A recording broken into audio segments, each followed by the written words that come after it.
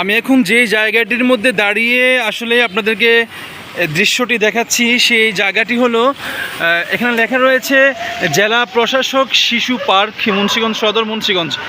এপাশে শিশু পার্ক রয়েছে এবং আমি যদি আপনাদেরকে এপাশ থেকে দেখাই, এপাশে রয়েছে একটি পঞ্চসার দারুস সুন্নত ইসলামিয়া ফাজিল ডিগ্রি মাদ্রাসা।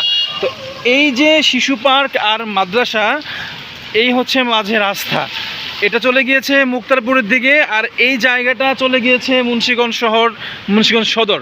অর্থাৎ বৃষ্টি যখন আসলে তীব্র আকার ধারণ করে, বৃষ্টির দূষিত পানিগুলো রাস্তার দুই পাশে বা রাস্তার মধ্য দিয়ে এমনভাবে বৃষ্টির পানিগুলো জমাট হয়ে থাকে, যা যান চলাচলে বিঘ্নতা ঘটেই।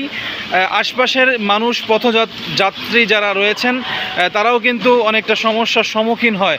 তো এই বিষয়গুলো যদি মহাসড়ক মুন্সিগঞ্জ ঢুকতে, মুন্সিগঞ্জের যে সদর রোড রয়েছে নদীর পাড় এলাকা দিয়ে এদিকে চলে গিয়েছে মুন্সিগঞ্জ সদর, আর এদিকে চলে গিয়েছে মুক্তারপুরের দিকে, আর মাঝখানে যে জায়গাটি আপনাদেরকে দেখানোর চেষ্টা করছি সেটা হচ্ছে জেলা প্রশাসক শিশু পার্ক মুন্সিগঞ্জ সদর মুন্সিগঞ্জ, এবং অপোজিটে অপর পাশে রয়েছে একটি মাদ্রাসা। দেখুন পানি এমনভাবে এখানে জমাট বেঁধে আছে যে মাদ্রাসার ভিতরে প্রবেশ করবে ভাব, এবং মাদ্রাসা থেকে যে পানিগুলো রাস্তায় বের হবে সেই জায়গাটা পর্যন্ত দেখতে পাচ্ছি না।